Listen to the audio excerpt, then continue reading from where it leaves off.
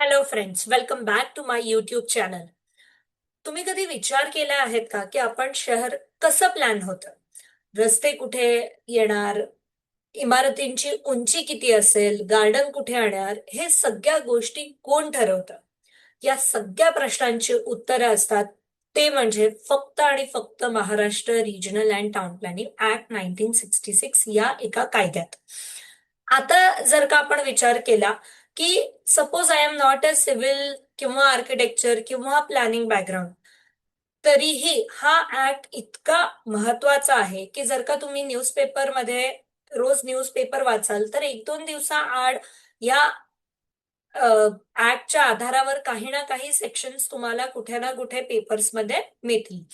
So या लेक्चरमध्ये आपण हा कायदा अगदी सोप्या भाषेत समजून घेणार आहेत आणि हे लक्षात घेणार आहे की या कायद्यामध्ये ऍक्च्युली काय दिलं आहे. सो कायदा फक्त हा प्लॅनर्ससाठी नाहीये तर प्रत्येक नागरिकांसाठी महत्वाचा आहे. कारण तुम्ही जिथे राहता, तुमच्या घराजवळ रस्ते, डेव्हलपमेंट, पार्क या सगळ्या या कायद्याच्या आधारित आहेत. हा व्हिडिओमध्ये आपण जाणून घेणार आहे की एमआरएनटीपी ऍक्ट काय असतो, तो कुठे लागू होतो, त्याचा आपल्या डेली जीवनावर काय फरक पडणार आहे. चला तर मग बघूया झिरो पासनं, सुरुवातीपासनं या ऍक्ट बद्दल माहिती. सो एमआरएनटीपी ऍक्ट हा 1966 ला आलेला आहे. तर असं नाहीये की याच्या अगोदर कोणतेही ऍक्ट नव्हते रिगार्डिंग द टाउन प्लॅनिंग. आपण त्याविषयी सुद्धा जाणून घेऊया. सो सगळ्यात अगोदर आपण या ऍक्टचा ऑब्जेक्टिव्ह बघूया. द जर का आपण या ऍक्टला बघितलं तर इम्पॉर्टंटली तीन भागात हा ऍक्ट केलेला आहे. एक आहे रिजनल प्लॅन, दुसरा आहे डेव्हलपमेंट प्लॅन आणि तिसरा आहे टाउन प्लॅनिंग स्कीम.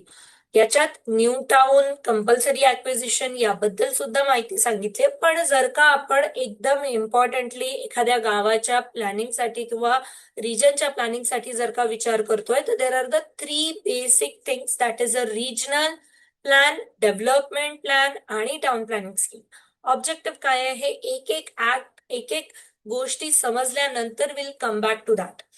सो जसं मी तुम्हाला सांगितलं की बिफोर दॅट 1966च्या अगोदर सुद्धा देर वर द टू ऍक्ट्स. म्हणजे पहिलं आहे 1915 बॉम्बे टाउन प्लॅनिंग ऍक्ट 1915, म्हणजे 1915 मध्ये हा बॉम्बे टाउन प्लॅनिंग ऍक्ट नावाने होता.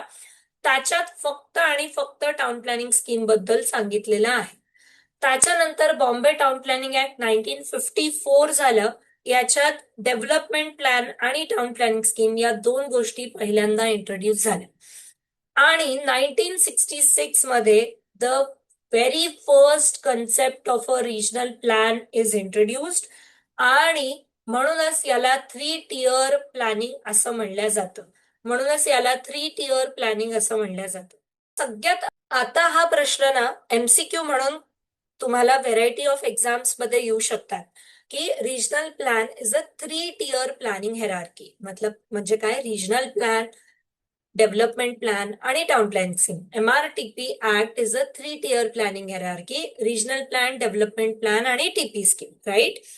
आता बघा आपण एक एक करून सगळ्या गोष्टी क्लिअर करूया की बेसिक कंटेंट काय आहे. जसं मी तुम्हाला आता फक्त सांगितलं की regional plan, town planning scheme आणि डेव्हलपमेंट प्लॅन, पण त्याच्यानंतरही development control regulation, unauthorise construction, new town, special planning authorities, development charges, land acquisition, अशा प्रकारे खूप साऱ्या गोष्टी या एमआरएनटीपी ऍक्ट मध्ये दिलेल्या आहेत. तर सगळ्यात अगोदर आपण बघू की रिजनल प्लॅन काय असतं. बघा, एकदम ब्रॉडर लेवलला, म्हणजे एक मोस्ट प्रोबेबली डिस्ट्रिक्ट असं तुम्ही कन्सिडर करा सध्या, की एका डिस्ट्रिक्ट लेवलला, ब्रॉडर लेवलला एक डॉक्युमेंट, एक प्लॅन प्रिपेअर्ड करणं, एक balance development of a region साठी, त्याला आपण म्हणतो रिजनल प्लॅन. बघा, it is not a compulsory that की district is a region, but most of the cases in the Maharashtra तिथे डिस्ट्रिक्टलाच रिजन मांडण्यात आलेलं आहे. राईट. सो आपण आता सध्या एमएमआर रिजनचं रिजनल प्लॅन बघतोय. या रिजनल प्लॅन मध्ये जर का तुम्ही बघाल तर म्युन्सिपल कॉर्पोरेशन किंवा काउन्सिल एरियाला सोडून आउटर एरियाला हॅपहझार्ड डेव्हलपमेंट होऊ नये. Secondly, optimum utilisation of resources, म्हणजे त्या रिजन मध्ये जेवढे केवढे रिसोर्सेस अवेलेबल आहे ते सगळ्या प्रॉपर रिजन मध्ये प्रॉपर तरीकेने यूज केलं पाहिजे. रुरल अर्बन डिस्पॅरिटी कशी कमी होईल या सगळ्या गोष्टी तुम्हाला MMR म्हणजे कोणत्याही रिजनल प्लॅन मध्ये दिसून येतं.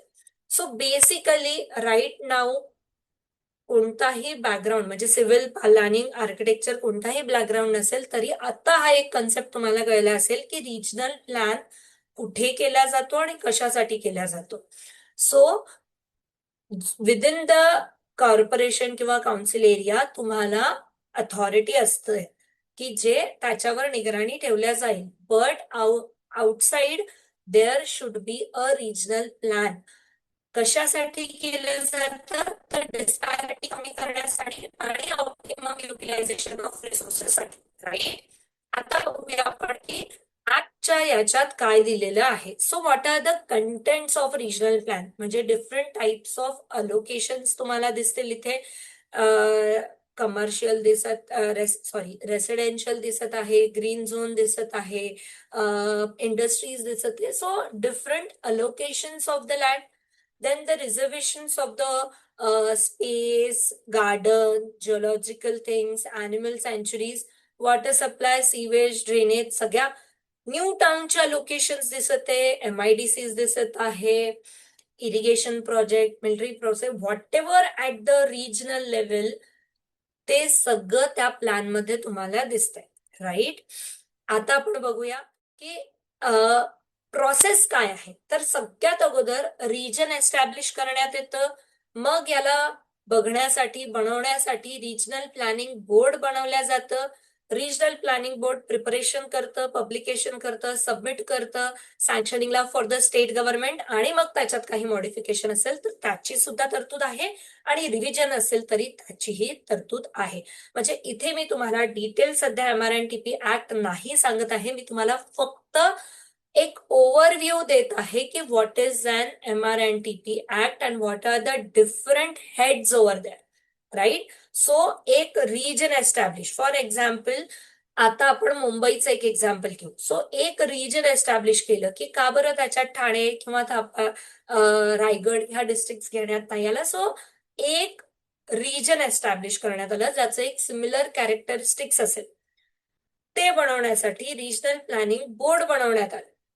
मग तिथला सर्वे करून सगळ्या गोष्टी करून आपण एक रिपोर्ट बनवली, that is a regional planning report.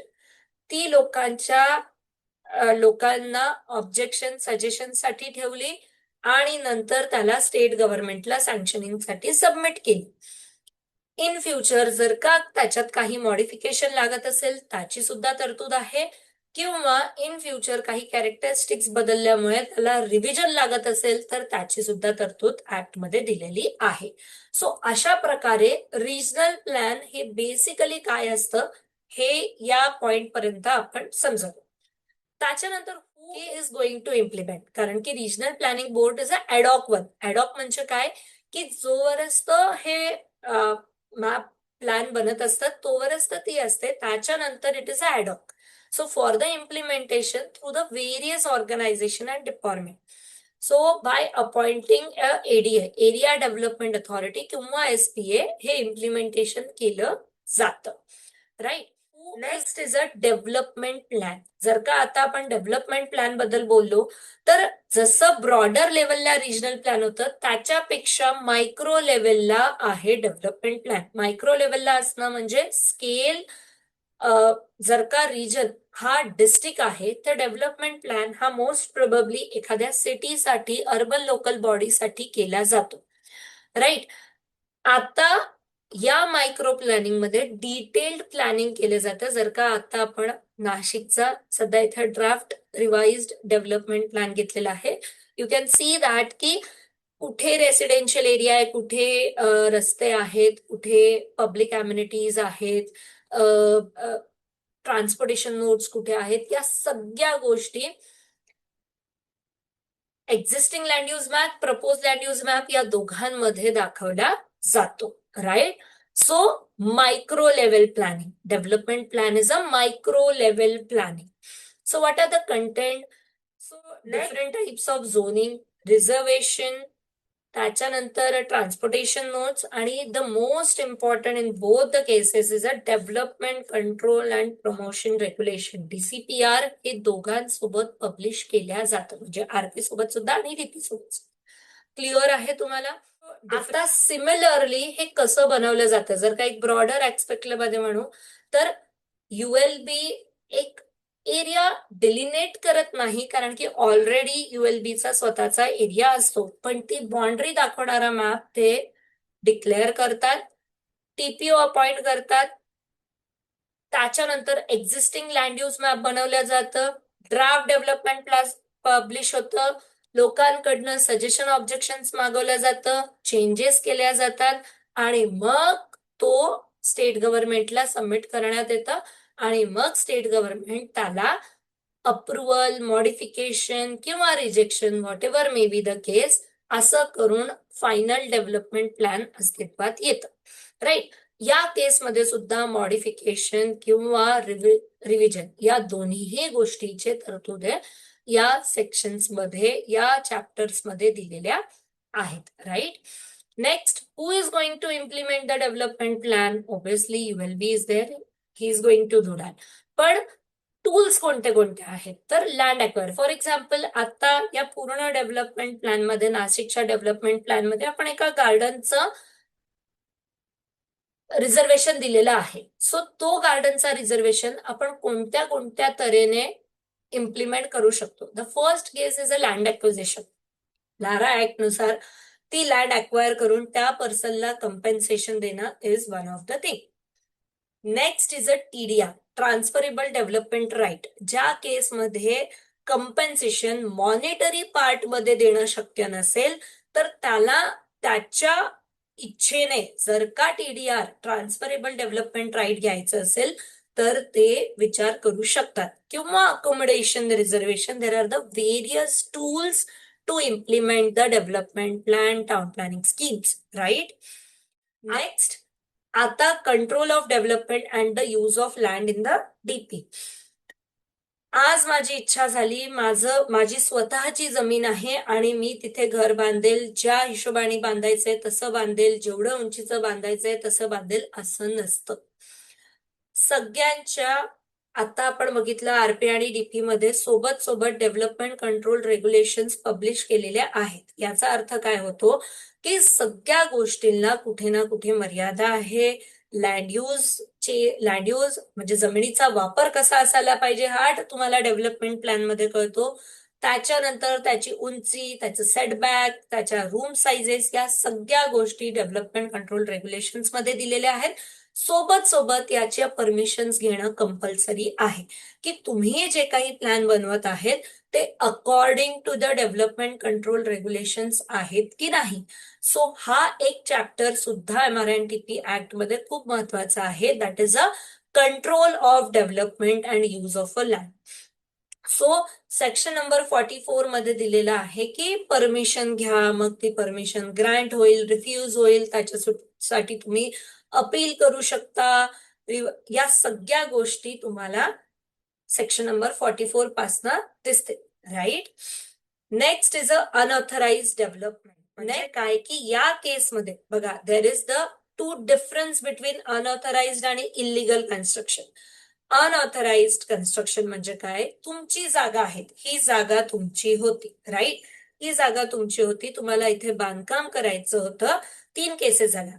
तुम्ही बांधकाम परमिशनच घेतली नाही, जागा तुमची पण तुम्ही बांधकाम परमिशन घेतली नाही. So this is an unauthorised development. Secondly, तुम्ही अप्लाय केलं, तुम्ही बांधकामाची परमिशन घेतली, त्या केसमध्ये सांगितलेलं की अशाच प्रकारे बांधायला पाहिजे, जसं तुम्ही प्लॅन सबमिट केली, तो सँक्शन झाला. पण नंतर इन प्लेस मध्ये तुम्ही काही गोष्टींचं उल्लंघन केलं. So that is an unauthorised development. किंवा तुम्हाला काही गोष्टींचं नोट लिहून दिलेली की असं असं करू नये, हे 3 मीटरच्या जागेवर 4 मीटर सोडावं, पण तुम्ही ते लक्षात न घेता पूर्णतः डेव्हलपमेंट केलं. So that is an unauthorised development. हा MRNTP ऍक्टच्या अंडर येतं.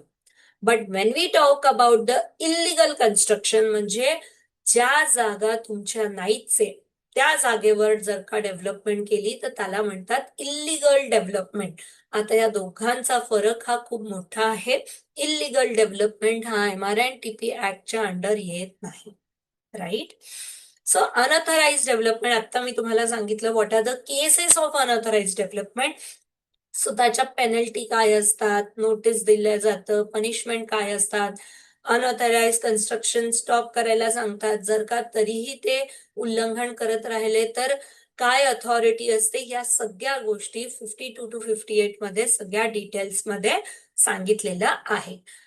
म्हणजे next point is a town planning schemes. आता बघा, टाउन प्लॅनिंग स्कीम हा अजून मायक्रो लेवलला केलेला म्हणजे प्लॅनिंग केलेल्या गोष्टी आहेत. मायक्रो लेवलला म्हणजे काय, की एकदम हा, आता आपण याला रिजनल प्लॅन बघितलं, राईट. आता आपण याला रिजनल प्लॅन बघितलं. या रिजनल प्लॅन मध्ये डेव्हलपमेंट प्लॅन होतं आणि या डेव्हलपमेंट प्लॅन मध्ये टाउन प्लॅनिंग स्कीम्स आहेत. Again now the next point is a town planning schemes. आता बघा, टाउन प्लॅनिंग स्कीम म्हणजे काय, ही अजून एक मायक्रो लेवल प्लॅनिंग आहे. For example, this is a regional plan, जो मोस्ट प्रोबेबली एका डिस्ट्रिक्टचा केलेला आहे. याच्यात खूप सारे मीन्स अर्बन लोकल बॉडीज आहे आणि त्याच्यामुळे देर are the many development plans. ठीक आहे. For the implementation of development plan कोणत्या एखाद्या शहराने TP स्कीम घेतलेली आहे, म्हणजे काय, टाउन प्लॅनिंग स्कीम घेतलेली आहे. दॅट इज अजून छोटं म्हणजे मायक्रो लेवल प्लॅनिंग आहे. सो जर का तुम्ही बघाल तर करेक्ट हेरार्की इज RP बनायला पाहिजे, मग DP आणि मग TP scheme. So whole two part is a approach. बघा, हा पण क्वेश्चन तुम्हाला विचारण्यासारखा आहे की what are the planning hierarchy in the MRNTP act. So it is a whole two part, right. So what is exactly the TP scheme? irregular shape plots regularized, reconstitute, redistribute करून amenities, utilities, infrastructure provide करून original ओनरला redistribute करणं is a town planning schemes. म्हणजे काय, irregular शेपचे plot रेग्युलाइज्ड करणं, त्यांना proper रिकन्स्टिट्यूट करून redistribute करायचंय ओरिजिनल ओनर्सला by providing the amenities, utilities is known as the TP schemes, right? So what is the basic principle की जे काही डीपीचे रिझर्वेशन्स आहेत त्यांना ऍक्विजिशन साठी जो अमाऊंट लागतो तो TP स्कीम मध्ये लागत नाही, right. So land is pooled, reconstitute आणि त्याला ओरिजिनल ओनरला रिडिस्ट्रीब्यूट करण्यात येतं. Whatever the amount of land, म्हणजे जर का 100 स्क्वेअर मीटर एवढी जागा असेल एखाद्या ओनरची, त्याला 50% डिडक्ट करून त्याला परत 50% रिटर्न करण्यात येतो. So that is the basic principle of town planning scheme. That is a reconstitution, contribution and give back to the owner, that is the reconstituted plot, right? So these are the basic principle of the town planning scheme. याच्यात खूप साऱ्या नवीन नवीन गोष्टी आहेत. OP, FP, SPV, special म्हणजे original plot, final plot, semi final plot, या सगळ्यांचं value, यांच्या area, यांचं वर्कआउट, फायनान्स, सगळ्या गोष्टी. So these are the basic about the town planning scheme. Next is a special planning authority or area development authority. एखाद्या notified एरियासाठी, for example सध्या चिखलदरा जर का आपण कन्सिडर केलं, so this is the one special cases. त्या केसमध्ये सिडकोला SPA म्हणून नेमण्यात आलं to make a development plan of that area. So काही नोटिफाईड एरियासाठी SPA कन्स्टिट्यूट करू शकतात, म्हणजे स्पेशल प्लॅनिंग अथॉरिटी कन्स्टिट्यूट करू शकतात. त्यांना काही पॉवर्स देण्यात येतं, फंक्शन्स देण्यात येतं, ते काय करते, right. The next chapter in the MRNTP act is a development charges. म्हणजे काय, जर का तुम्ही जे काही डेव्हलपमेंट करत आहात, For that, you have to pay some charges, and that is known as a development charges. Development चार्जेसचं स्केड्यूल 2 मध्ये डिटेलमध्ये तुम्हाला दिलेलं आहे की कशा प्रकारे डेव्हलपमेंट चार्जेस आकारल्या जातं, कोणत्या कोणत्या लँड यूज साठी आकारल्या जातं, कोणत्या रेट्सवर आकारल्या जातं, कशा प्रकारे आकारल्या जातं, कोणत्या शहरात जर का विटल अर्बन ट्रान्सपोर्ट प्रोजेक्ट चालू असेल तर त्यांच्याकडनं दुप्पट असं डेव्हलपमेंट चार्ज आकारल्या जातं. अशा प्रकारच्या सगळ्या गोष्टी या डेव्हलपमेंट चार्जेस 124 सेक्शन पासनं तुम्हाला दिलेलं आहे. Right. The last one is a building bylaws and development control regulations and land acquisition.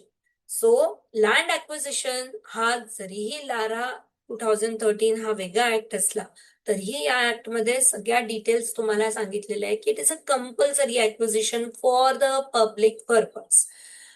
जर का लँड ॲक्विजिशनला कंपेन्सेशन देण्या एवढे पैसे नसतील तर what are the alternative that we should opt.